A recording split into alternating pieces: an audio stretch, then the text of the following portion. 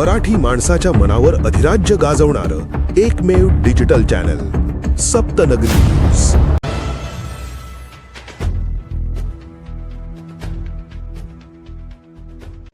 तळोदा शहरात 2 ठिकाणी घरफोड्या, लाखोंचे ऐवज लंपास, घरफोडीचे सत्र सुरू।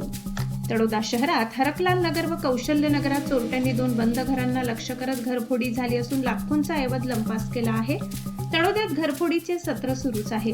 तळोदा शहरातील हरकलाल नगरातील संदीप बापूराव पाटील आणि फॉरेस्ट चेक नाक्यासमोरील कौशल्य नगर परिसरात अरविंद विनायक सुतार यांच्या घरात मध्यरात्रीनंतर घरफोडी झाली। संदीप पाटील यांच्या घरफोडीत 6 तोळे सोने आणि रोकड लंपास करण्यात आली। संदीप पाटील हे अमळनेर येथे गेले होते। घर बंद असल्याची संधी चोरट्यांनी साधून कुलूप तोडून घरात प्रवेश केला। बेडरूम मधील कपाट फोडून चोरट्यांनी सुमारे 6 तोळे सोने, लहान मुलांचे दागिने, चांदीचे दागिने आणि तब्बल 1,20,000 रुपये रोख असा ऐवज लंपास केल्याची माहिती मिळाली। दरम्यान फॉरेस्ट चेक नाक्यासमोरील कौशल्य नगरमध्ये अरविंद सुतार यांच्या घरालाही चोरट्यांनी लक्ष्य केले।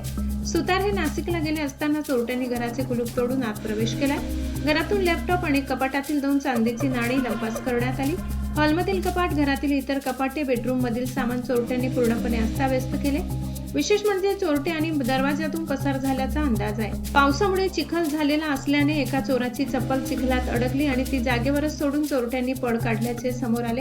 घटनेची माहिती मिळताच पोलिसांनी घटनास्थळी धाव घेतली।